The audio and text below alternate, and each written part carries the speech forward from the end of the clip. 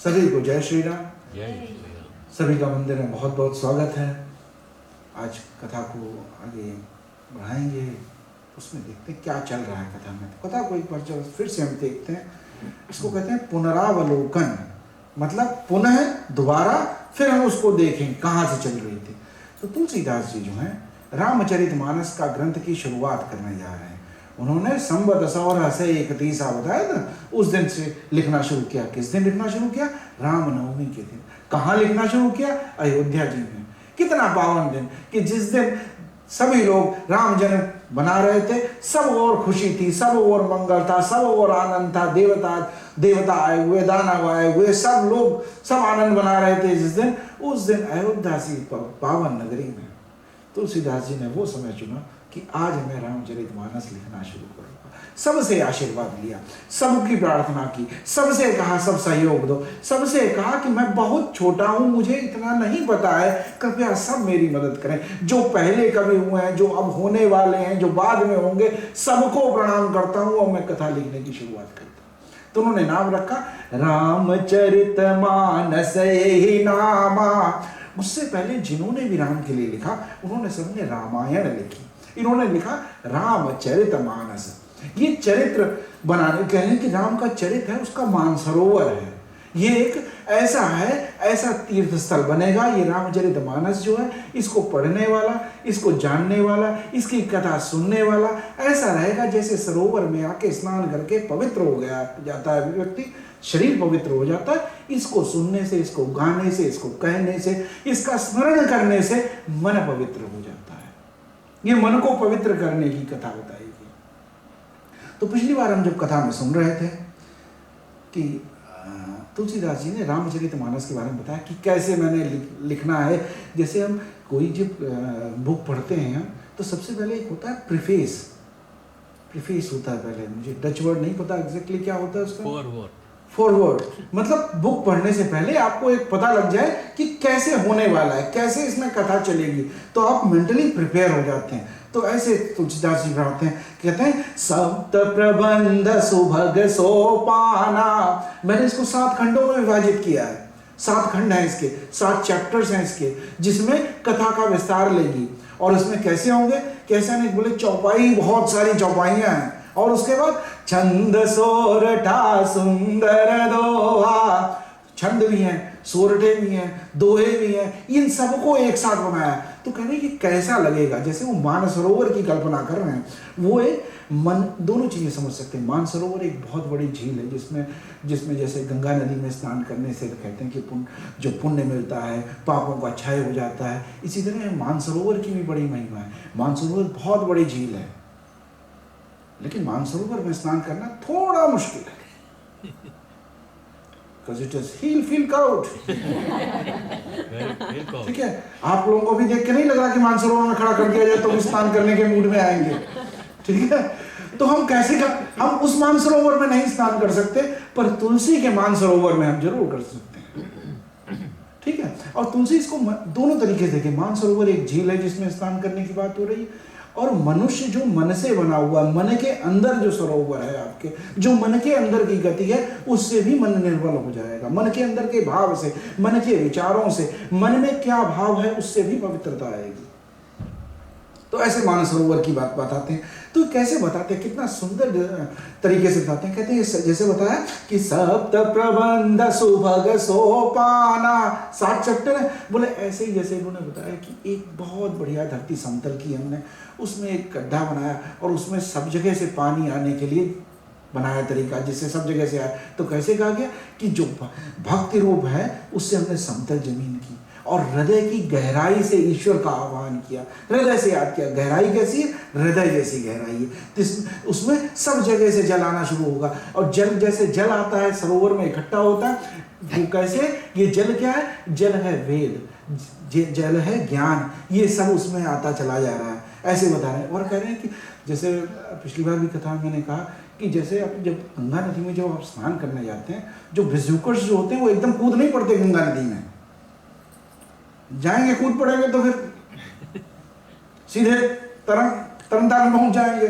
तो वो तो सही नहीं है। तो उनके लिए क्या किया जाता है, व्यवस्था की जाती है उनके लिए कि घाट बनाए जाते हैं, उनको घाट कहते हैं। जैसे सीढ़ियाँ बना दी जाएंगी, रेलिंग लगा दी जाएगी, चेन लगा दी जाएगी।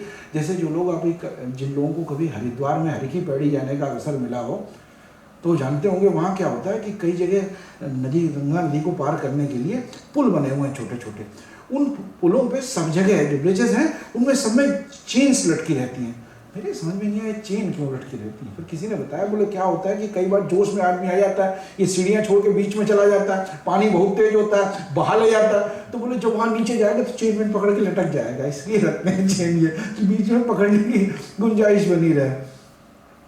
तो जो हम लोग जो जाते हैं, बिजूकर्स जो जाते हैं, वो क्या करते हैं, ऐसे बीच नदी में नहीं कूद पड़ते, वो घाट पे जाते हैं जहाँ पे सब लोग होते हैं, 4 आदमी भी हो, भाई डूब रहा, पकड़ो इसको, बचा भी लेंगे, ठीक है। तो ऐसी जगह तो बोले ये जो 7 सोपान जो ये इसके 7 घाट हैं, समझ लीजिए 7 घाट हैं उतरने के लिए इसमें, जिनसे आप चल सकते हैं। और क्या क्या कि इसमें जो है रघुपति महिमा अगुण अबाधा, इसमें रघुपति की महिमा अबाध रूप से गाई गई है। तो ये जो सरोवर जो बना हुआ है, इस सरोवर में क्या होना चाहिए, सरोवर अगर बहुत बढ़िया झील बनी हुई लेकिन ऐसी सिर्फ खाली है, अच्छी नहीं लगेगी ना। उसमें कमल खिले, तो बोले छंद, सोरठा, दोहा, ये सब उसमें कमल जैसे खिले हुए हैं। और कमल जैसे कमल हो लेकिन उसमें से पानी अंदर खराब हो गया हो तो वहाँ खड़े हो पाएंगे आप, मुश्किल लगेगा ना। तो पानी बहुत खराब है तो अच्छा नहीं लगेगा। तो मकरंद जो उसका जो मकरंद कहते हैं उसकी स्मेल, तो जो अर्थ है इन दोहों का, इन छंद का जो अर्थ है, इन चौपाइयों का जो अर्थ है, वो कैसा है, मकरंद जैसा है, उनकी खुशबू जैसा है, उनकी हवा जैसा, जैसे उसमें से खुशबू निकलती है कमल के में से, वैसी खुशबू है। और जब वो हवा चलती है उसके साथ जब वो मकरंद बहता है, तो ऐसी जो है ये इसमें जो कथा प्रसंग हैं वो ऐसी हैं जो हवा चल रही हो हल्के से। वो आप सोचिए कि आप झील के किनारे खड़े हैं, बहुत सुंदर सुंदर फूल लगे हुए हैं, बहुत सुंदर कमल खिले हुए हैं, और उसमें तरह तरह के जो हल्की सी हवा भी चल रही है। हवा भी नहीं चल रही तो भी खुशबू नहीं आएगी तो अच्छा नहीं लगेगा, हल्की हल्की हवा चल रही। तो कथा जो प्रसंग है, रामचरितमानस के कथा प्रसंग है, ये वो मंद मंद पवन है जो उस मकरंद को, उस गंध को, जो अर्थ रूपी दोहे का जो अर्थ है उसको लिए हमारे पास तक आती है। अब इसमें बताया गया कि जैसे अब जो बहुत बढ़िया फूल भी खिले हुए हैं, एक ही रंग के हो तो भी बढ़िया नहीं लगेंगे, तो तरह तरह के फूल, इसीलिए उन्होंने छंद में लिखे, कुछ सोरठे में लिखी, कुछ दोहे में लिखी, कुछ चौपाई में लिखी, कुछ छंद अलग तरीके से गाए जाते हैं, कुछ अलग तरीके से गाए जाते हैं कि, और सभी रस में इसमें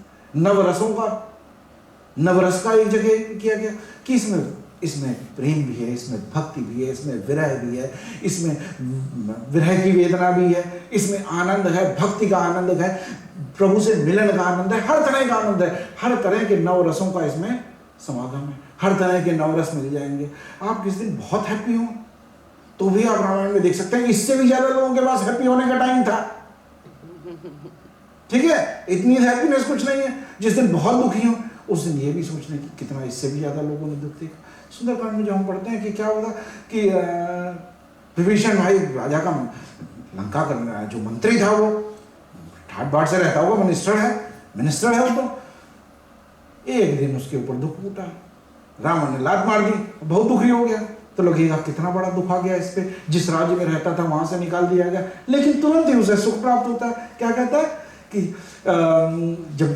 जब चलते हैं भगवान से मिलने के, जिन पायन के पादुका निर भरत रिये मन लाई ते पद आज बिलो की हूं इन नैननी हो जाए, कितना सुख है। तो एकदम से सुख और दुख दोनों साथ साथ में चलते हैं। तो जीवन में भी हमारे सुख और दुख साथ साथ ही ऐसे चलते हैं। ये हम इसमें सब रसों का, मतलब जैसे आप एक कोई मान लीजिए एक सैप लेते हैं, ऑरेंज सैप लेते हैं, ऑरेंज का सैप लेते हैं, तो वो ऑरेंज का ही टेस्ट आएगा, उसमें सिनासेपल का ही टेस्ट आएगा। अब उसमें एप्पल मिल जाए तो नहीं आएगा है, फिर उसमें चोको मिल्क चाहिए वो भी नहीं आएगा, तो एक ही टेस्ट आए। पर ये कथा ऐसी है जिसमें सब रस हैं।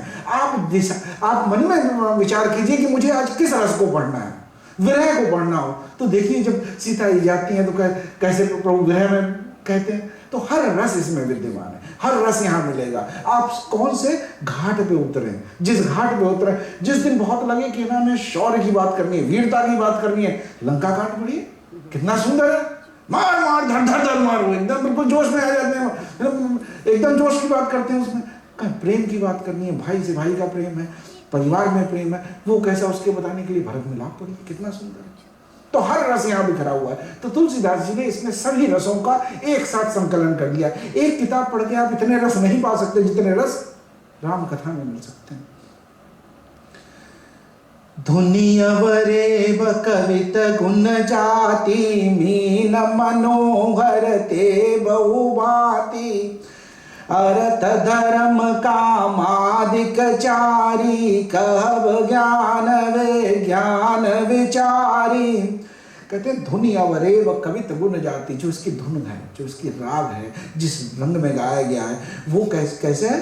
कहते हैं कि मीन मनोहर ते बहुभांति, ये इसमें जो है मछलियां जैसे तैरती है, रंग बिरंगी मछलियां, ऐसे इनका अर्थ है। ऐसे लय में जैसे मछलियां अगर चली, कभी आप ध्यान से देखें मछली अगर चल रही हो कितनी लय में चलती है, एकदम सुर में चलती है। मेरी तरह मत देखना, मैं इतनी तेज से नहीं घूम सकता हूँ, लेकिन आप सोच सकते हैं कि कैसे घूमती, मैंने हाथ घूम सकता है ऐसे ऐसे घूमती हुई चली जाती, कितनी लय में, कितना ऐसा लग रहा है जैसे कुछ एक संगीत सा गा रही हो, ऐसा लगता है जैसे वो कोई भजन सा गा रही हो और उसकी तरलता में चली जा रही हो पानी में ऐसे। और लेकिन जो नौसिखिए जो होते हैं, जो नए नए स्विमर्स होते हैं, वो जब पानी में जाते हैं तो ऐसे चलते हैं, एकदम बिल्कुल परेशान कर देंगे पानी को भी और खुद को भी परेशान कर देंगे, ठीक है। तो वो मीन ये जो है, इसकी जो लय है, इसकी जो ताल है, इसका जो सुर है, इसका जो अर्थ है, उसमें जो रम जाएगा वो फिर ऐसे चलेगा जैसे मछली पानी में चलती चली जाती है। और अर्थ धर्म कामादिक चारी, इसमें अर्थ धर्म अर्थ काम और मोक्ष चारों चीजों का समन्वय है इसमें। ये कथा चारों चीजें दिलाने वाली है, धर्म के प्रति, अर्थ के प्रति, कामनाओं के प्रति और मोक्ष प्रदान करने वाली सब चीजें इसमें कहेंगे। और कैसे कहूंगा मैं, कहब ज्ञान विज्ञान विचारी, इसको मैं ज्ञान और विज्ञान दोनों तरीके से आपको समझाने की कोशिश करूंगा। ऐसे तुलसीदास जी निवेदन करते हैं कथा लिखने से पहले। नवरस जप तप जोग विरागा, ते सब जल चर चारु तड़ागा। अब सिर्फ मछलियां हो, दिखेंगी नहीं वहां पे, कोई बिल्कुल पास जाए, दूर से हम खड़े। अब जैसे किसी को बहुत, अब जैसे आज देख रहे हैं सब लोग तब ऐसे बैठे हैं, तब इसके पास जाके, नदी के पास जाके कौन देखेगा सरोवर में मछली है कि नहीं है, कमल है कि नहीं है ना। तो दूर से ही देखे और तब भी आनंद में आ जाए। तो दूर से देखने का आनंद कैसे मिल सकता है कि इसमें बहुत से अच्छे अच्छे पक्षी घूम रहे हो, चू चू चू चू कर रहे हो, ठीक है, छोटे छोटे बच्चे उनके पीछे चल रहे हैं, तो आनंद बढ़ जाएगा। तो बोले कैसे, इसमें नव रस है, जप की बात है, जप भगवान नाम का जप है, तप है, इन सब चीजों का ऐसा समन्वय किया गया है, ऐसा लग रहा है कि ये जैसे वहां पे बहुत अच्छे अच्छे कई तरह के जो है पक्षी वहां पे बैठे हुए हैं। विहंग कहा जाता है पक्षियों को, सुंदर सुंदर पक्षी बैठे हुए, कुछ एक तोता बैठा हुआ, कीट बैठा हुआ, वो मैं तो इतनी अच्छी आवाज नहीं निकाल पाता, लेकिन आप समझ रहे हैं कैसे कोयल कुकू कुकू कर रही हो, तो तोता कुछ बोल रहा हो, है ना, वहाँ पे सब जो जीव जंतु जो है वो सब कर रहे हो, तो कितना अच्छा और लाइव लगेगा वो।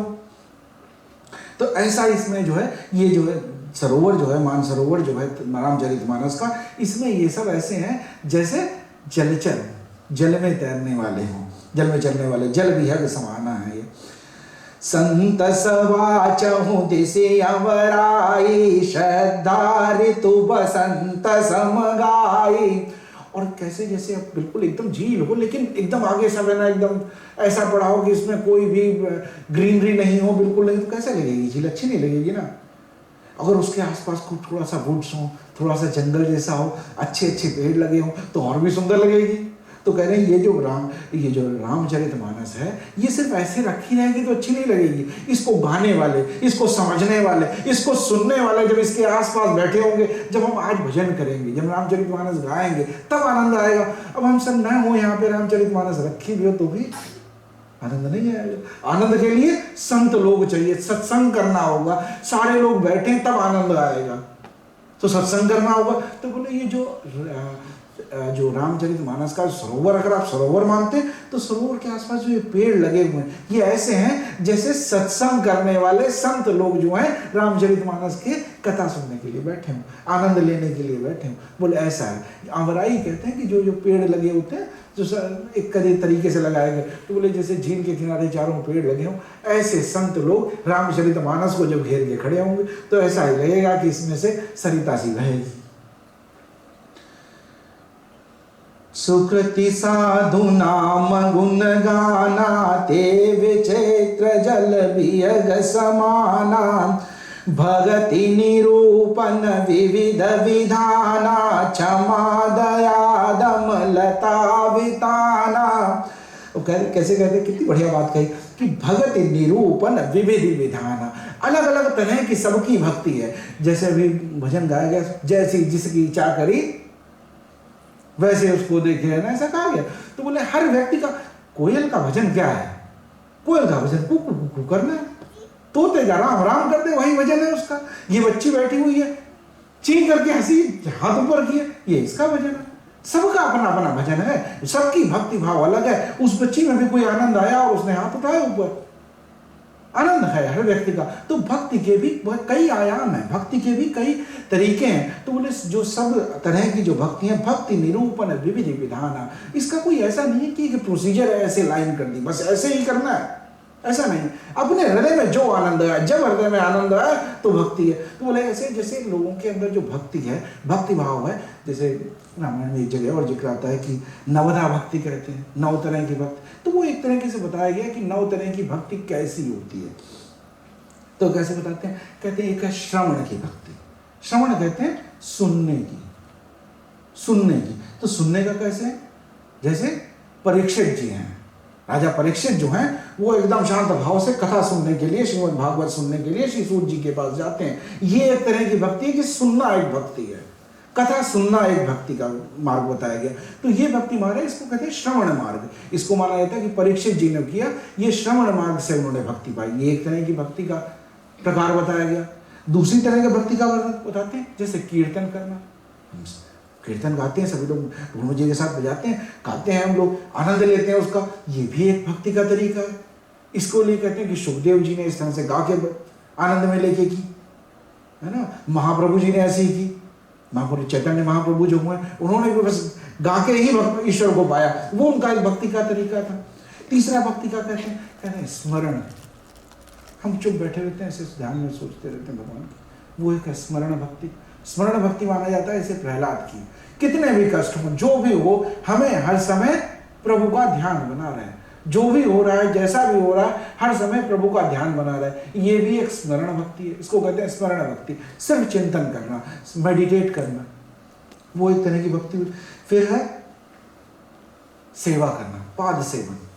पाद सेवन मतलब गुरुओं की, संतों की, जो बुजुर्ग हैं अपने, जिनसे हमें ज्ञान मिलता है, उन सबकी पाद सेवा करना, ये भी एक भक्ति का मार्ग है। जैसे लक्ष्मी जी की जो हम देखते हैं क्षीर सागर में विष्णु भगवान लेटे हुए हैं और लक्ष्मी जी पाद सेवन कर रहे हैं, उसको कहा था कि पैर दबा रही हैं। ये एक तरह का भक्ति मार्ग बताया गया, ठीक है। फिर और तरह के भक्ति जैसे अर्चन माना गया, अर्चना करना, जैसे भगवान का षोडशोपचार किया जाता है, इस तरह से अर्चना करना। ये राजा पृथु ने की थी।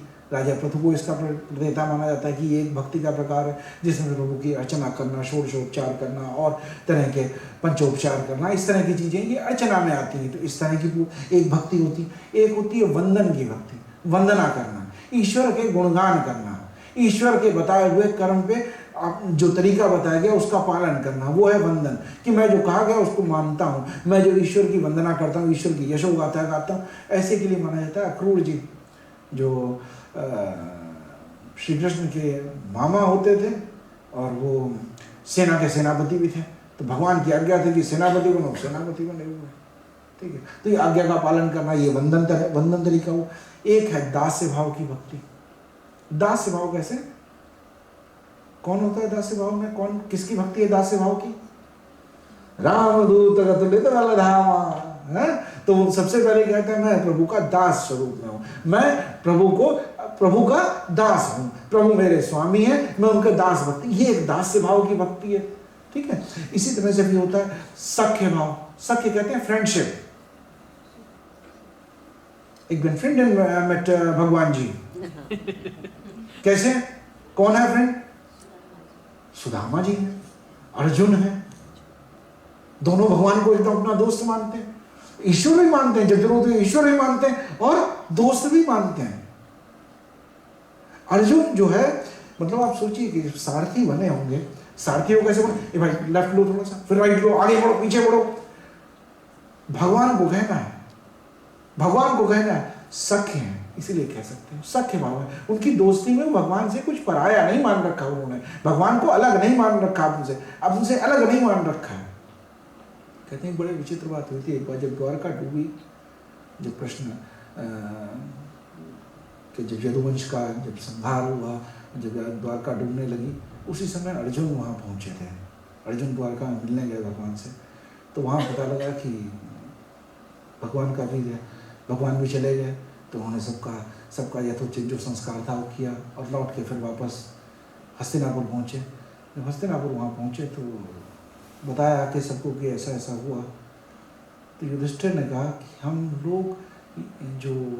सभी लोग जो थे ये 7 अलग अलग शरीर थे, अब एक चला गया तो हम लोगों को भी अब ज़्यादा दिन रुक नहीं पाएंगे, अब हमें भी सबको चलना चाहिए। उसी दिन सबने स्वर्गारोहण की तैयारी कर दी। 5 पांडव, द्रौपदी और कृष्ण, इनको कहा गया कि 7 शरीर हैं, लेकिन हैं सब एक साथ ही। ये सब एक दूसरे के सभी एक दूसरे के बहुत अच्छे फ्रेंड थे। ठीक है, देखो द्रौपदी जी किसको याद करती हैं? जब समस्या हुई तो किसको याद किया? कृष्ण को याद किया। एक बार किसी ने पूछा कि आपके इतने अच्छे दोस्त हैं, युधिष्ठिर जी इतने अच्छे दोस्त थे, लेकिन आपने इनको ऐसा क्यों होने दिया इनके साथ? ये जुए में हार गए, ये जुआ खेलने गए थे, खोखन, ठीक है, जो आप समझ रहे हो, जुआ खेलने गए और जुए में हार गए, सब संपत्ति हार गए। भगवान आपके तो दोस्त थे, आपने ऐसा क्यों होने दिया? द्रौपदी ने एक बार कृष्ण से पूछा कि ये तो आप तो हमें बहुत अपना मानते हैं, दोस्त मानते हैं, हमें ऐसा क्यों होने दिया? तो उन्होंने युधिष्ठिर की तरफ देखा और मुस्कुरा दिया। युधिष्ठिर ने गर्दन ऐसे कर ली। बोले समझ में नहीं आई बात क्या हुई? बोले पूछ लो इनसे। इनके पास विवेक नहीं था उस दिन, विवेक जो था दुर्योधन के साथ था। बोले विवेक दुर्योधन के पास कैसे था? बोले दुर्योधन उस दिन विवेक पूर्ण था, वो एकदम विवेक पूर्ण आचरण कर रहा था, वो उसने ज्ञान का सहारा लिया था, इन्होंने नहीं लिया था। ये तो हमसे कह के गए थे, नजर चुरा के हमसे गए थे अंदर, कि जैसे नहीं होता है जिसको हम बहुत ज्यादा चाहते हैं, बहुत ज्यादा रिस्पेक्ट करते हैं, अगर गलत काम करना तो थोड़ा सा साइड में हो गया ना, तो बोले ऐसे निकल गए थे उस दिन। बोले इनके अगर इनमें जरा भी उस दिन विवेक होता, तो जब दुर्योधन ने इतने विवेक से काम लिया, बोला मैं नहीं खेल पाता हूं, मेरे लिए शकुनी खेलेंगे, ये भी कहते मेरे लिए कृष्ण खेलेंगे, कैसे हार जाते? जब मैं खेलता वहां से तो हार जाते ये। इन्होंने विवेक का सहारा नहीं लिया, इन्होंने विवेक ही नहीं रखा। जो विवेकहीन है वो उसकी जीत हो नहीं सकती। विवेक तो होना मतलब आप के अंदर ये भाव तो होना चाहिए कि क्या करना है मुझे। तो बोले उसने जो दुर्योधन जो था, दुर्योधन का जीतना तो निश्चित था, वो एकदम ज्ञान से उसने स्थिर होकर बात लिया कि मैं नहीं खेल सकता हूं, मेरे लिए शकुनी खेलेगा। बोले ये भी ऋषि भी कह देते। बोले इसलिए मैं तुम्हारे साथ ये गति हुई, तुमने विश्वास मुझ पे नहीं किया उस दिन। ठीक है, तो ऐसे कहते हैं कि तरह तरह की भक्ति होती है, भक्ति के कई प्रकार बताए गए थे। भक्ति के प्रकार जो हैं, और कहा कि क्षमा दया दम लता अविताना, क्षमा करना किसी को, दया दिखाना, दम कैसे कहते हैं? इंद्रियों पे दमन, इंद्रियों पे वश रखने, कि क्या हमें देखना है, कितना सुनना है, कितना खाना है, हर तरह की इंद्रियों पे अपना वश होना, इंद्रियां अपने वश में हो। ऐसा नहीं है कि मैं मेरे वश में नहीं है, मैं देखना नहीं चाहता लेकिन मैं फिर भी कोशिश देखना है, नहीं देखना, डिसाइड नहीं कर पा। अपनी इंद्रियों पे दमन है। कई बार लोगों को आपने देखा होगा कि कई योगी होते हैं ऐसे कि बहुत शोर शराबा मचा हुआ, उन्होंने अपने ध्यान लगा लिया, मस्त है, उन्हें कोई दुनियादारी से फर्क नहीं लग गया, उनकी इंद्रियां अपने वश में हो गई हैं। उन्हें जब वो नहीं चाहते कि कुछ सुनाई दे तो नहीं सुनाई देता, जब वो आँख खोले हुए भी और सोचने की नहीं देखना है तो नहीं देखते हैं, जब वो जिह्वा पे उनका कंट्रोल है कि जब चाहते हैं उतना ही और जितना कहना चाहते हैं उतना ही निकलता है। ये इंद्रियों पे वश है, इसको कहते हैं दमन। दम का भाव कहा जाता है। क्या कहें? क्षमा दया दम लता अवितान। वो जो पेड़ लगे हुए हैं संतों के, संत जैसे जो पेड़ लगे हुए, उनकी जो लताएं हैं, अब अगर सिर्फ पेड़ लगाओ, पेड़ में से अगर वो जो लताएं ऐसी निकलती है ना, वो कितनी सुंदर लगती हैं, तो बोले और सुंदरता बढ़ जाएगी। तो बोले यार रामचरितमानस के वक्त जो पढ़ने वाले सज्जन लोग हैं, ये उसकी पेड़ जैसे हैं। और जो क्षमा है, क्षमा का भाव होना, दया का भाव होना, इंद्रियों पे दमन का भाव होना, ये सब कैसी हैं? जैसे लता और वितान फैले हुए हैं, लताएं हैं आसपास की। सम जम नियम फूल फल ज्ञाना, हरिपद रति रस भेद बखाना। संयम, सम जम नियम फूल फल ज्ञाना। सम क्या है? समता का भाव रखना, सभी में समता की दृष्टि से सबको देखना, अपना और पराया का भाव ना हो कि ये मेरा है तो मैं ऐसे करूंगा, दूसरे का है तो। एक संस्कृत में एक श्लोक कहा जाता है, बड़ा सुंदर श्लोक लगता है, अयम निजः परो वेति गणना लघु चेतसाम, उदार चरिता नाम तो वसुधैव कुटुंबकम। जो हमने सुना ना कई बार, वसुधैव कुटुंबकम जो कहा जाता है, उसका श्लोक ऐसा है, अयम निजः परो वेति, ये मेरा है, अयम निजः ये मेरा है, ये दूसरे का है, अयम निजः परो वेति गणना लघु चेतसाम। ऐसी गणना, ऐसा काउंटिंग कौन करते हैं, ये मेरा, ये उसका, ये मेरा, ये जिनका हृदय छोटा है वो ये बात सोचते हैं कि ये मेरा, ये पराया। दोनों भाव में फर्क आ जाएगा कि ये मेरा मानेंगे और दूसरे का, तो इसमें मेरा भाव बदल जाएगा। तो ये मेरा है, ये उसका है। ये जो गणना है, ये जिनका हृदय छोटा होता है, गणना लघु चेतसाम, जिनका हृदय जो है, उनकी चेतना है जो छोटी हुई संकुचित है, उनका ये मानना होता है ये मेरा है, ये पराया है।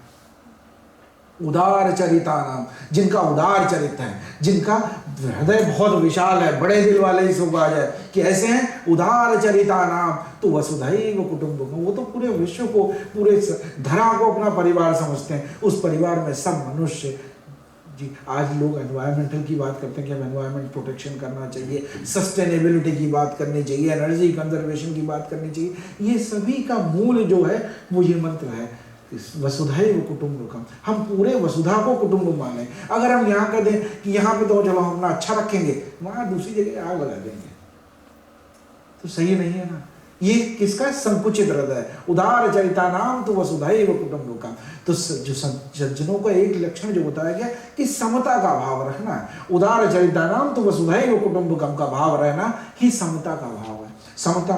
फिर कहा गया जम। जम को है ना, जम जो तुलसीदास जी जो हैं, ये हर जगह इन्होंने कोशिश की। जैसे आपने देखा होगा शिव कहीं नहीं कहा, शिव कहा है। हर जगह जो श वाला श है उसको नहीं यूज करके स कहा है, य की जगह ज ही कहा गया है। क्यों? क्योंकि जो ये कथा जब लिखी गई तो उन्होंने कहा कि जो जनमानस में जो बहुत ज्यादा नहीं पढ़े लिखे, जो नहीं समझ सकते, उनके लिए भी कथा सरल भाषा में लिखी गई है। तो यह शब्द बहुत ज्यादा प्रयोग में नहीं आता है, ज बहुत आता है, तो उन्होंने यम को ही जम कहा है। यम, यम क्या है? यमराज, यमराज तो नहीं है।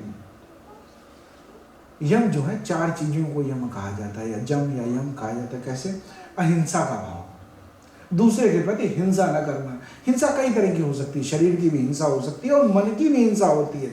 और मन की हिंसा करना, किसी को गलत बात कहना जो है, वो भी एक तरह की हिंसा है। हिंसा का मतलब यही नहीं है कि किसी को मार देना, काट देना, तोड़ देना, वो नहीं है हिंसा।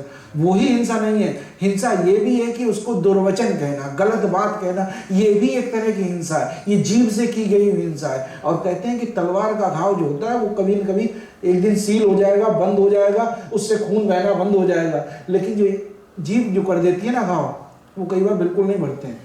जब आप याद करेंगे वो फिर से ओपन हो गया, वो ओपन वुंड है लाइफ लॉन्ग के लिए। तो बड़ा सोच के यूज करें कि जम में क्या है कि एक अहिंसा का भाव है। अहिंसा का भाव ये नहीं मैं भाई किसी को है ना ऐसे मारता उड़ता नहीं हूँ, ठीक है, बहुत सही, लेकिन मैं अगर ज्यादा होता तो मैं उठ पटाख बोल देता हूँ। ये हम सोच रहे हैं कि ये अहिंसा का भाव है ना। अहिंसा जो है, अहिंसा का बहुत व्यापक अर्थ है।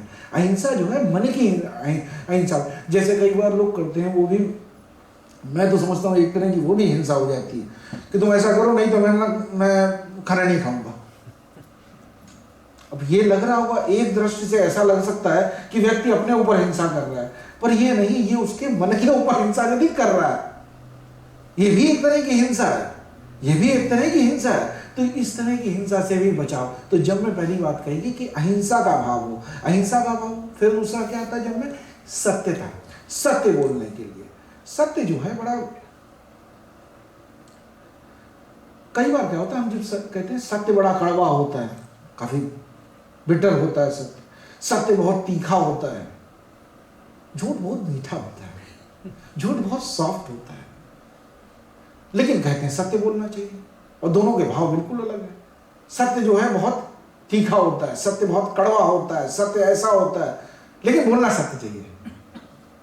झूठ एकदम सुंदर, एकदम मीठा, एकदम गोल गोल, एकदम चुभने वाला नहीं, फिर भी कहते हैं कि सत्य बोलो, झूठ मत बोलो। कई विचार आता है मन में कि ऐसा क्यों होता है। देखिए, जब आप झूठ बोलते हैं तो झूठ के साथ आप बिल्कुल खड़े रहते हैं, ऐसे एकदम साथ में। झूठ को बोलते हैं, झूठ के साथ में एकदम खड़े रहते हैं, अपने झूठ को एकदम पॉलिश करते हैं, एकदम चकाचक, एकदम बिल्कुल सही, अच्छे से लगे, वही से अच्छे से लगे, प्रेजेंटेबल।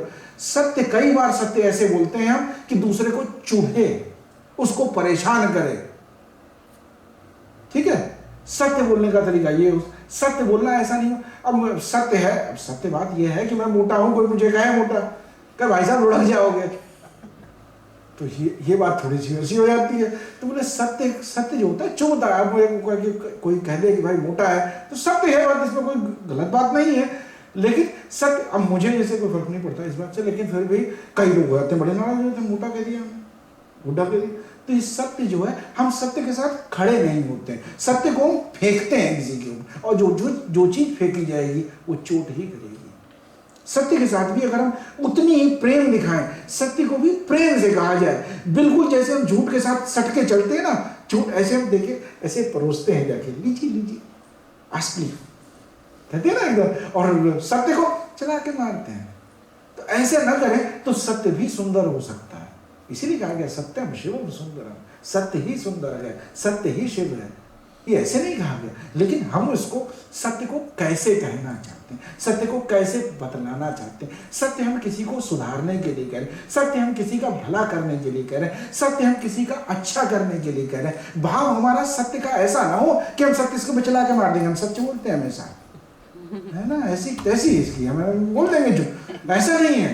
सत्य का भाव, सत्य के पीछे कितना खड़े हैं हम, उसके लिए कितना जुड़ के कह रहे हैं, क्या भावना से कह रहे हैं हम उसके, इसलिए सत्य है। सत्य एक दूसरा नियम। फिर कहते हैं चोरी न करना। तो चोरी ठीक है भाई, हम लोग तो चोरी वोरी नहीं करते, लेकिन चोरी न करना ऐसा ही नहीं कि किसी का सामान चुरा ले जाना, ये भी किसी से नजर चुरा के चले जाना। कोई दिख गया, हमने उसको नमस्कार नहीं किया, ऐसे निकल गए जल्दी में, तो ये भी एक तरह की चोरी है। ये चोरी करके, तो इस तरह का चोरी का भाव ना हो, ये एक तरह का नियम है। और दूसरा लोभ न हो।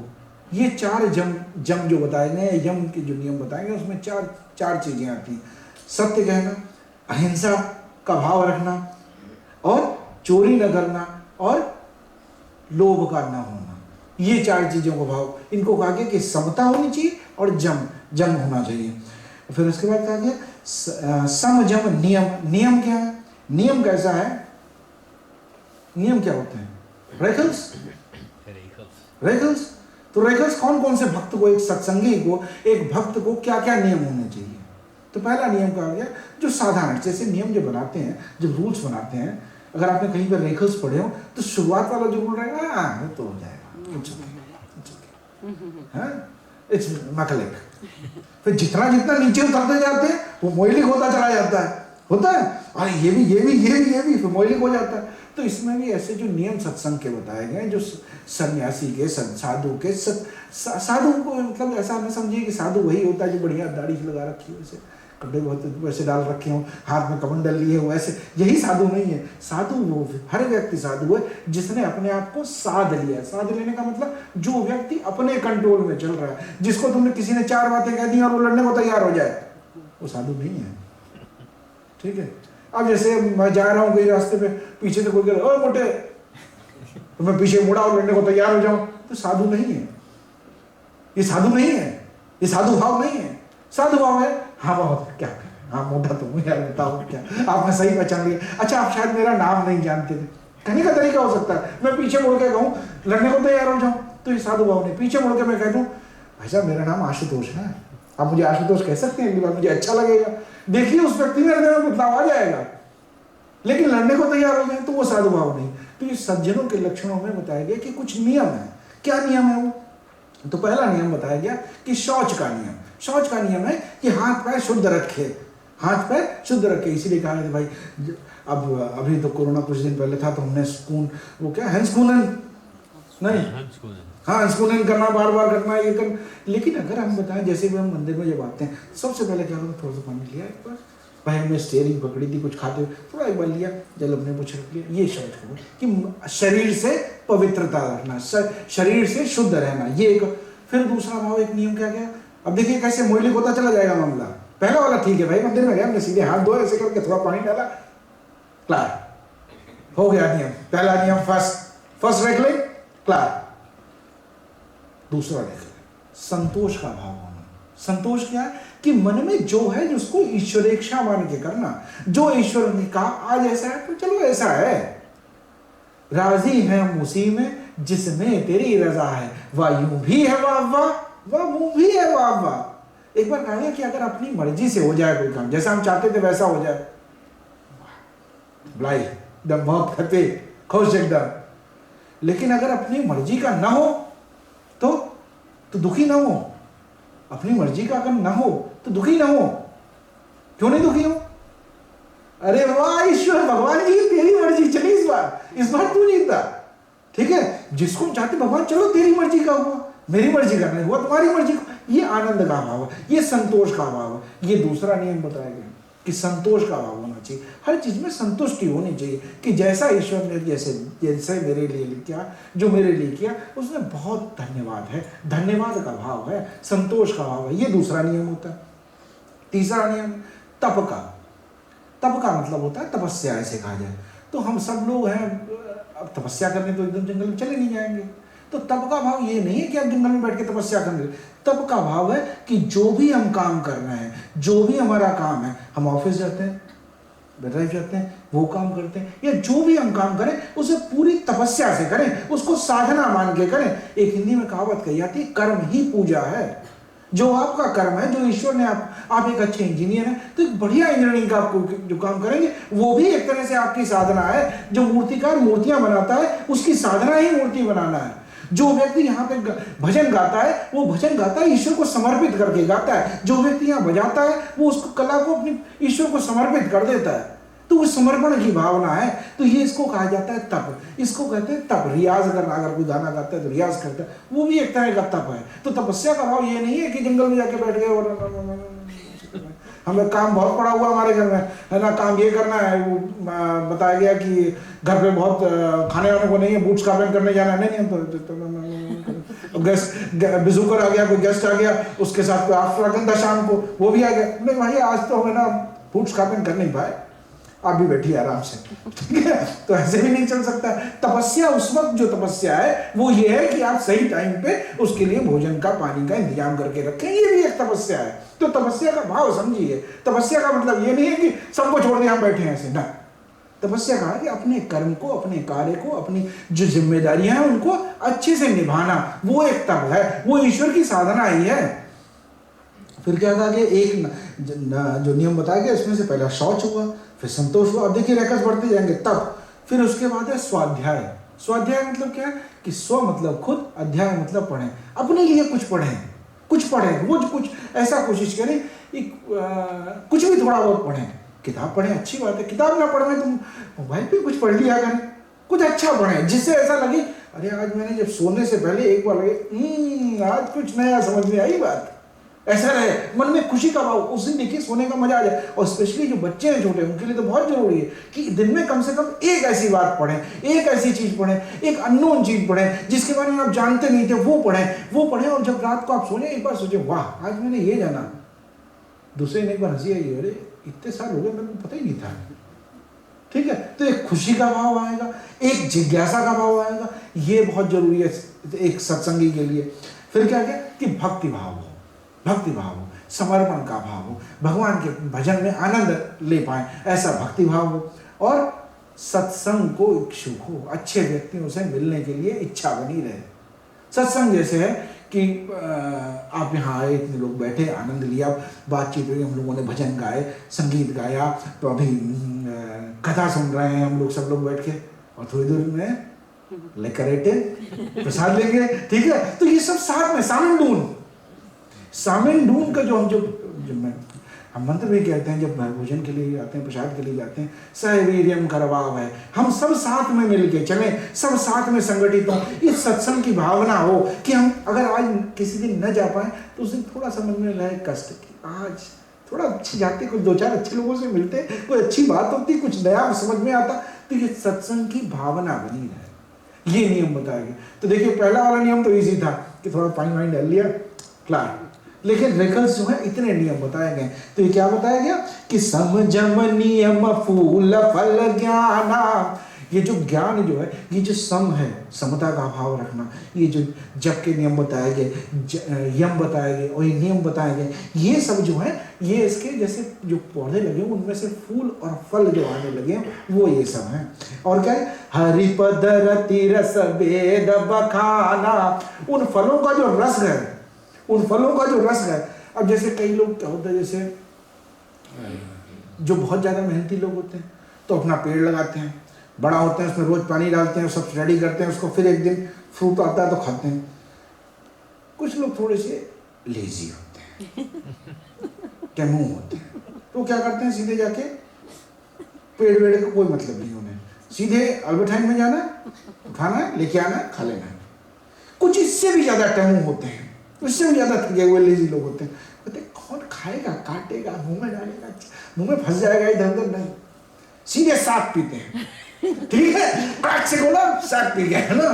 तो वो एकदम, तो बोले ये जो फल जो है, इस फलों का जो सम जम और नियम है, इनका जब पालन करेंगे, जो उनका फल होगा वो ऐसा है जैसे रस पिला दिया गया, सीधे वो सीधे रस आ जाएगा इसका। तो आप देख लीजिए कितने, अगर आप समझो नियम का पालन करेंगे तो आपको रस ही सीधे मिल जाएगा। इन सब का जो फल का जो रस है वो सब है, वो ज्ञान का रस रूपी जो तत्व है वो मिल जाएगा।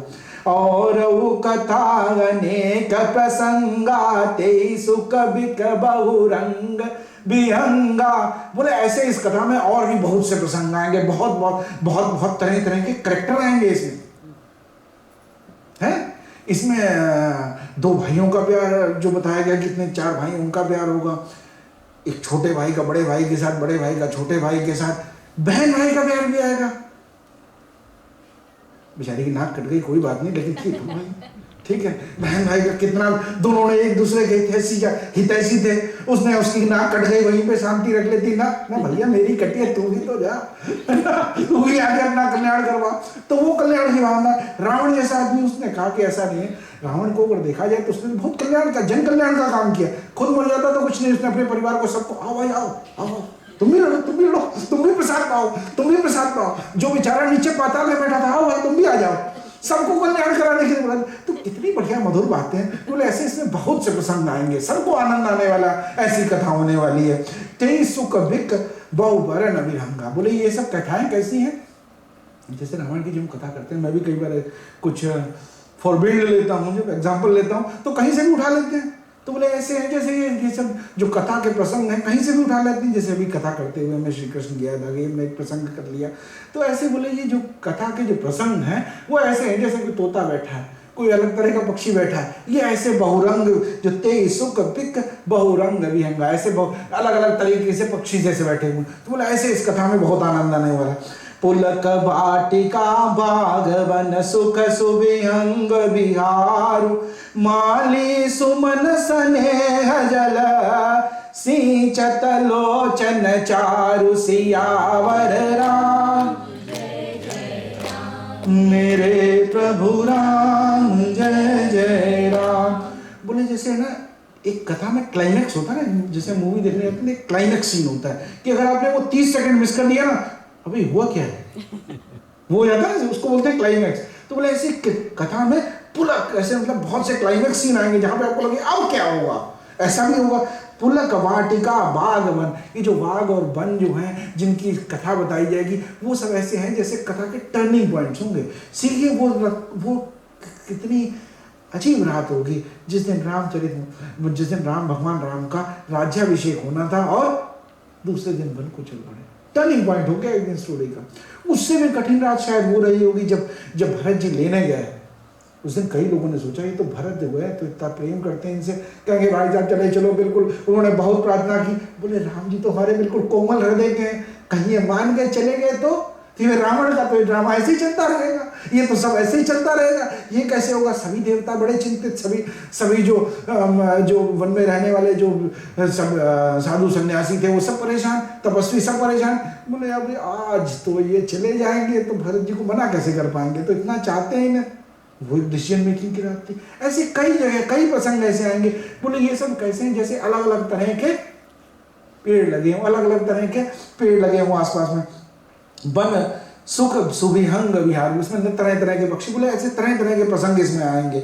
और माली सुमन स्नेह जल सिंचत लोचन चारु, ये ऐसे है जैसे माली ने अपने, माली से जो गार्डनर जो होता है, जो गार्डनिंग करता है, वो एक एक पेड़ को जैसे पहचानता है, अनेक का इसको कल थोड़ा पानी देता है, आज कम देना है, इसको थोड़ा सा धूप ज़्यादा लग रहा है, इसको थोड़ा अंदर करना है, बाहर करना है, वो सब जानता है। और जैसे इसको जल का सिंचन ऐसे करता है। बोले भक्त जो है, और भक्त के लिए कहा गया। और तुलसीदास जी बोले मैं इनको अपने नयन के नीर से धो रहा हूँ, अश्रुधारा से। एक भजन आता है, मुझे बहुत अच्छा लगता है।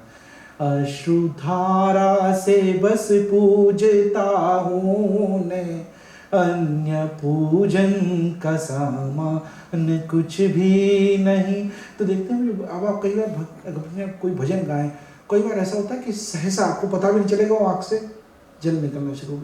तो बोले इस तरह के भक्त ने अपने जैसे नयन के आँखों के आंसुओं से जैसे सरोवर कर दी हो, ऐसे लगेगा जैसे जो फूल पौधे हैं यहाँ पे उनको ऐसा।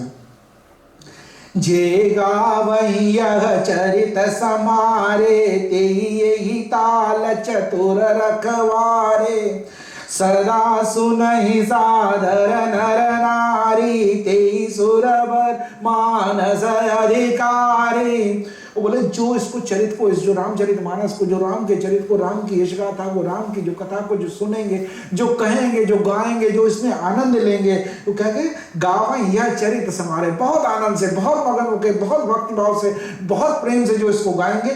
ते ही ताल चतुर रखवारे, वो ऐसा है जैसे इस ताल के जो तालाब जो मानसरोवर बना है, इसकी रक्षा करने वाले पहरेदार हैं। वो देखते रहते हैं कोई इसमें कचरा तो नहीं डाल रहा, कोई इसमें गड़बड़ तो नहीं कर रहा है। तो बोले ये जो इसको आनंद लेके गाने वाले जो भक्त समूह है, वही इसकी रक्षा करेगा।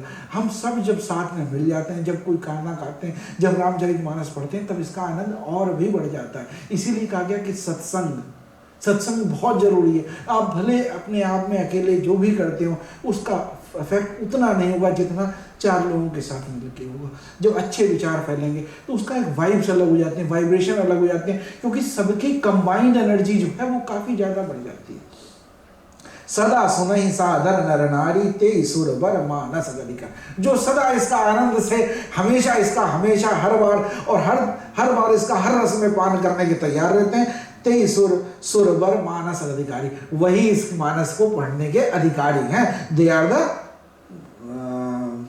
कह सकते हैं, क्या बोलते हैं उसको, अथॉरिटी है उसके लिए, वो वही उसको सुनने के अधिकारी हैं। अति खल जे विषयी बग कागा, यही सर निकटन जाहि अभागा, संबुक भेक सेवार समाना, यान विषय कथा रस ज्ञाना। तो क्या होता है, क्या बड़ी सुंदर बात कही गई।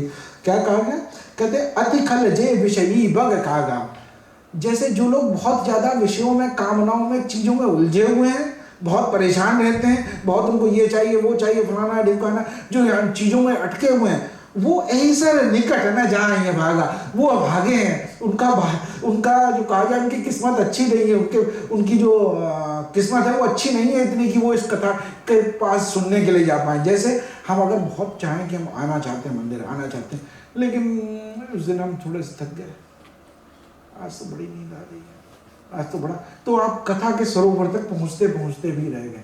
तो बोले जो लोग ऐसे हैं जो विषयी कामों में, अलग अलग चीज़ों में उलझे हुए हैं, जिनकी कामनाएं, वासनाएं वो बहुत ज़्यादा बिखरी हुई हैं, वो इस कथा तक पहुँच नहीं पाएंगे, वो यहाँ तक रास्ते तक इसके पहुँच नहीं पाएंगे। और क्या क्या संबुक भेक सेवार समय, इनको कहा जाए संबुक भेक, कहते मेढक को।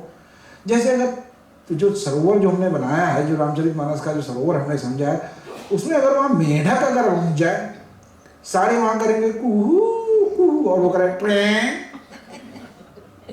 कैसा अजीब सा लगेगा, माहौल ही खराब हो जाएगा एकदम, नहीं माहौल सा खराब हो जाएगा, है ना। कौवा आ जाए वहां पे, जब कहे सब लोग सुर मिला रहे होंगे, काऊ, तो ऐसा लगेगा जैसे मान लीजिए कि बहुत अच्छा सब लोग भजन गा रहे हैं, उसमें ना किसी ने गा दिया ओ, है ना, तो कहते बिल्कुल एकदम भजन में माहौल बिगाड़ दिया था। तो कहते नहीं, कई लोग बोले कि तो यार माहौल बिगाड़ देते हैं, ऐसा लगता है। तो ऐसे जो लोग हैं, तो ऐसे कहा गया कि भेक जो है, मेढक जो है, बोले सब यहाँ सुर में जो गाएंगे इस रामचरितमानस का जो सरोवर है इसके आगे सब लोग गा रहे होंगे, सब आनंद ले रहे होंगे, और तब तक आप करेंगे कितना, तब तक वो मेढक कूद के आया, एकदम माहौल ही खराब कर दिया। तो बोले ये जो लोग नहीं पहुंच पाए यहाँ, वो समझ लो मेढक जैसे ही हैं, नहीं पहुंच पाए, उनका पहुंचना न पहुंचना भी अच्छा ही माना जाए। तो क्या गया यहाँ न विषय कथा रस, यहाँ ये जो कथा है ये विषयों से मुक्त करने वाली कथा है। यहाँ कामनाएं जगाने वाली नहीं है, ये कामनाओं की पूर्ति कर देने वाली, कामनाओं पे पूर्ण विराम लगा देने वाली, फुल स्टॉप लगा देने वाली कथा है। यहाँ वो मेढक जो, मेढक को क्या, मेढक भी जो टर करता है, जब टर ऐसे फ्री में नहीं करता, टर है ना, या जो कौवा होता है वो जब देखता है, या बगुला जो होता है, बगुला को क्या कहते हैं, बगुला एक होता है, उसको कहते हैं कि ध्यान दूर से देखेंगे तो वो एकदम हंस जैसा लगता है, एकदम जो स्वान जैसा होता है ना, हंस जैसा वैसा ही लगता है देखने में, थोड़ा सा कमजोर होता है उससे, रॉयल तो बिल्कुल नहीं लगता, भिखारी लगता है एकदम। तो ऐसे करके खड़ा हो जाएगा, ऐसे एक पैर पे खड़ा रहेगा तो ऐसा लगेगा कि जैसे बहुत ध्यान लगा के खड़ा है, ये मेडिटेट, इससे बड़ा कोई साधु नहीं होगा। बिल्कुल साध किसने लगा रखा है, मछली देखी, ध्यान पूरा चला गया, तो वो विषय में लगाए हुए, कि उनका ध्यान भी जो लगा है वो इसलिए लगा हुआ है कि वो चक्कर में है। ठीक है, चलो आज है ना मंदिर चलते हैं, खाना लेकर रिटर्न करना है, चलो चलते हैं। ये भी एक बगुला भगत हो गया, इस वक्त बगुला भगत हो सकता है। तो लेकिन जो बगुला है, मेढक है, बोले ये सब चीजें जो है इस कथा के आसपास भी नहीं पहुंचेंगी। ते ही कारण आवत ही हारे, कामी का कबलाक विचारे, आवत ही सरयति कठिनाई, राम कृपा बिनु आई न जाई। कहते इसके सब जो लोग विषय में उलझे हुए हैं, जो लोग अलग अलग चीज़ों में उलझे हुए हैं, जिनकी वासनाएं, जिनकी कामनाएं, जिनकी इच्छाएं और अलग अलग चीज़ों में उलझे हुए हैं, वो इस कथा के आसपास नहीं पहुंच पाते हैं। और वो इस कारण से नहीं आ पाते क्योंकि वो ऐसे हो जाएंगे जैसे बगुला भगत बैठ जाए आके, या मेढक बैठ जाए आके, तो इस सरोवर की शोभा बिगड़ जाएगी। इसलिए भी भगवान इनके लिए इंतजाम कर देता है कि ये उलझे रहें कहीं। अब कोई बहुत झगड़ालू आदमी हो तो बोले वो आके मंदिर बैठ गया, किसी से वो कैसे चेंज किया अभी, कैसे उनके वहां गए थे, लड़ने झगड़ने लगे। भाई किया उन्होंने कुछ सुविधा के लिए किया, सबके समाज के लिए किया, तो हमें वो चीज समझनी चाहिए। तो झगड़ालू व्यक्ति नंग आया तो वो ऐसे ही जैसे वो मेढक नहीं आया उस दिन सब समार बना लेकिन मेढक नहीं। तो कितनी सुंदर बात कही कि जो आए हैं वो वही आ सकते हैं जिनके ऊपर प्रभु की कृपा बनी हुई है, प्रभु की जिनके ऊपर प्रभु का आशीर्वाद बना हुआ। आवत यही सर अति कठिनाई, यहाँ पहुंचना इतना आसान नहीं है। आज आप सोचिए कि आपको मंदिर में भी आना, आनंद से बैठना, वो भी इतना आसान नहीं है। सभी लोग अपने जो टाइम होता है उसको बनाते हैं, आप स्लॉट एंड सेट करते हैं, तब आप आते हैं लोग। अच्छे तो बोले इस राम कथा को समझने के लिए, जानने के लिए, सुनने के लिए, गाने के लिए आपको एक आश्रम बनाना पड़ेगा, सुंदर सा टाइम निकालना पड़ेगा उसके लिए। और आवत यही सर, इसके तट में आना, इसको समझ पाना इतना आसान भी नहीं है। यही सर अति कठिनाई, राम कृपा बिन आ ही न जाए। भगवान की कृपा के बिना इस कथा का आनंद आ भी नहीं सकता, कितनी भी कोशिश कर लें। कठिन कुसंग कुपंथ कराला, तिनके बचन बाग हरि ब्याला। क्या है कठिन कुसंग, कठिनता कितनी है। जैसे आपको निकले में चलो मंदिर जा रहे हैं, तब तक क्या, अरे कहाँ जा रहे हैं यार, बहुत पड़े, बहुत मूवी से वो मूवी लगा हुआ है, बाइस्कोप जाइए, चलो बाइस्कोप चलते हैं। अब तो आपको लगेगा भाई बाइस्कोप मंदिर, अच्छा कर मंदिर तो कल चले जाएंगे, अगली बार जाएंगे। आज बाइस्कोप में पता नहीं अगले हफ्ते मूवी रहेगी कि नहीं, ठीक है, कुपत हो गया, रास्ता आपका जो था वो बदल गया। तो बोले जो रास्ते में आपको भटकाने वाले लोग भी बहुत मिलेंगे। तो बोले जब कथा के लिए आप रामचरितमानस में या राम को समझने की कोशिश करेंगे तो कथा से भटकाव के लिए, इसलिए कहा गया कठिन कुसंग कुपंथ कराला। लेकिन आप जैसे थे दूसरे में बैठे रहे, क्या करें, तब तक किसी दोस्त का फोन आया, बोले क्या कर रहे हो, चलो चलते हैं मंदिर चलते हैं, कुछ आनंद करेंगे, चलो भगवान का भजन करेंगे, कीर्तन करेंगे, आनंद। तो ये आपके संगी साथी कैसा आपका संग है, सत्संग है या कुसंग है। जो कुसंग होगा वो कुपथ पे ही ले जाएगा, वो गलत रास्ते पे ले जाएगा। संग कैसा है, संगी साथी कैसे, जैसे हम लोग बहुत इसको मानते हैं ना कि हमारा जो बच्चा है जो छोटा स्कूल में पढ़ रहा है, कौन से बच्चे के साथ रहता है, कैसे रहता है, उससे बहुत फर्क पड़ता है। ठीक है, बहुत पढ़ने लिखने वालों के पास रहेगा, पढ़ने लिखने में इंटरेस्ट आएगा, वो मेसी भगत के पास पहुंच जाएगा तो दिन भर फुटबॉल ही घुमाएगा बस। ठीक है, तो समझ में आ रहा कैसे कैसी संगति में रहना। तो बोले अच्छा संग बहुत जरूरी। तो बोले ऐसे लोग कुसंग में ही पड़ जाते हैं, वो कुपथ पे गलत रास्ते पे ही निकल जाते हैं। ते अति दुर्गम। और फिर क्या कहा गया कि तिनके बचा। और ये जो लोग ऐसे कुसंग देने वाले जो व्यक्ति हैं वो कैसे हैं, वो इस जंगल में इस राम सरोवर तक आने के लिए, इस राम कथा के सरोवर तक आने के लिए कैसे हैं, उनके वचन, उनके जो बोलने से वो कैसे उनके वचन है। बाघ हरि ब्याला, बाघ कहते हैं टाइगर को, हरि कहते हैं सिंह को, शेर को, और ब्याल कहते हैं सांप को।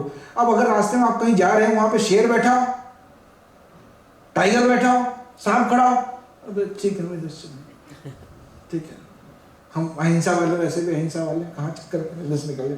तो बोले ये जो कुसंगी होंगे उनके वचन भी ऐसे हैं कि जैसे आपको सही रास्ते पे चलने के लिए, रोकने के लिए वो वचन जो है वो शेर जैसे हो जाएंगे, वो सांप जैसे हो जाएंगे, वो टाइगर जैसे हो जाएंगे, जो आपको सही रास्ता लेने से रोकेंगे। और फिर क्या कहें, ग्रह कारज नाना जंजाला ते अति दुर्गम शैल विशाला। ये बहुत बढ़िया बात है। ग्रह कारज नाना जंजाला, जब घर में रहना है, समाज में रहना, सोसाइटी में रहना, तो घर में तो बहुत काम होते हैं। अरे आज अभी है ना जाना था यहाँ तो, लेकिन क्या करें, वो बच्चे को जरा स्विमिंग में छोड़ना है, बच्चे का फुटबॉल है वहाँ छोड़ने जाना है, ये बहुत सी चीजें उसने। ग्रह कारज नाना जंजाला, आज बहुत दिन से हो गया, लेकिन अब आज हमारी पत्नी ने कहा है कि हमें ना वो क्लेडिंग का मार्केटिंग शॉप करने जाना, शॉपिंग के लिए जाना, बूट्स का पहन के लिए जाना, तो हम आज मंदिर नहीं आ पाएंगे। तो ये कहते ग्रह कारज नाना जंजाला, हरि के मार्ग पे चलने के लिए, राम की कथा का रसपान करने के लिए, सत्संग के मार्ग पे चलने के लिए बहुत से कष्ट आएंगे। ग्रह कारज, जो ग्रह के, जो गृहस्थी से रिलेटेड जो चीजें, वो बहुत सारी चीजें आपको रोकने की कोशिश करेंगे। और वो कैसे रोकती हैं, वो कैसे रोकती हैं, जैसे ते अति दुर्गम शैल विशाला, वो ऐसे जैसे रास्ते में बड़े से पत्थर पहाड़ हो। अब जैसे रास्ते में जा रहे हैं, बहुत बढ़िया प्लेन रास्ता था अपने नीदरलैंड्स में, तो हॉलैंड में तो अच्छा है, कहीं पे भी बर्फ नहीं है, वो बात अलग है। हमने कई जगहों के नाम बर्फ लिखे हैं, 7 हिल्स भी पास में है, लेकिन बर्फ जैसा तो नहीं है। लेकिन अगर आप सोच रहे हो कहीं आप फ्रांस में चले जाएं, ऑस्ट्रिया में चले जाएं, तो देखिए कई बार आप सीधा सीधा air to air distance 1 kilometre का, लेकिन ऐसे ऐसे चढ़ते गए, लंबा रास्ता हो गया। तो ये सब रोकने वाले हैं। तो जो आपको कथा में आने से रोकने का जो विचार है, ये ऐसा है जो ग्रह के जो कारण है, जो घर में, जो घर चलाने के लिए जो बेसिक चीजें, नहीं आज करना है लेकिन घर में फ्लोरिंग का काम करना है, कुछ भी हो सकता है काम। तो ग्रह कारज नाना जंजाला, बहुत तरह के काम हो सकते हैं घर में। तो ये सब ऐसे हैं जैसे इस रास्ते में पहाड़ बन के बैठे हो आपको रोकने के लिए। वन बहु विषम मोह मदमाना, नदी कुतर्क भयंकर नाना। तो क्या है, वन बहु विषम, और जो मोह है, मद है, आलस्य है, ये सब कैसे हैं, जैसे नदी कुतर्क भयंकर नाना। जैसे नदी में जब कोई चीज चल रही, नदी सीधी सीधी चल रही तो बढ़िया, एक गलत तरफ, अरे आज जाना तो था लेकिन क्या करें, गाड़ी चलाने का मन नहीं है, तो ये कुतर्क हो सकता है। जाना तो था लेकिन आज है ना, अभी तो खाने नहीं खाए, चाय पीनी थी पहले, अब तो यार लेट हो गए, अब नहीं जाएंगे, अब नहीं, आज कथा नहीं करेंगे, आज चलो, आज सोई जाते हैं। ठीक है, तो ये सब कैसे कि ये कुतर्क जो है, ये कुतर्क है अपने आप को देने के लिए कि गलत विचार आना। ये सब ऐसे हैं जैसे नदी के बहाव में वो कहीं जाना, इधर तक पहुंच गए इधर। ठीक है, तो ये ऐसा सरोवर है। तो ये कथा और ये सरोवर का वर्णन जो तुलसीदास जी ने किया, ये हमें एक तरीके से ये भी बताता है कि हमें कौन सा साथ देना चाहिए, कैसे साथ। ये राम कथा के अधिकारी हर व्यक्ति नहीं है। राम कथा इतनी सरल नहीं है, इतनी सुलभ नहीं है, इतनी मखलक नहीं है। यहाँ तक कथा तक पहुँचना, कथा को सुनना, समझने के लिए मोहलिक है, थोड़ा सा मामला मोहलिक है, बहुत सारे नियम है, रेखल्स हैं, उनको पालन करना पड़ेगा। तो ऐसी प्रभु से कामना है कि आपको ये जो रेखल्स हैं ये मोहलिक ना रह जाए, मखलक हो जाए, ऐसी कामना के साथ आज कथा को यहीं विराम देते हैं। आप सबने इतने शांत भाव से, इतने प्रेम से सुना, इसके लिए बहुत बहुत धन्यवाद। अंत में सभी के अंदर बैठे हुए उस परम पिता परमात्मा को प्रणाम करता हूँ। मेरा प्रणाम स्वीकार करें। बोले सियावर रामचंद्र भगवान की जय, पवन सुत हनुमान की जय। ओम नमः पार्वती पतये हर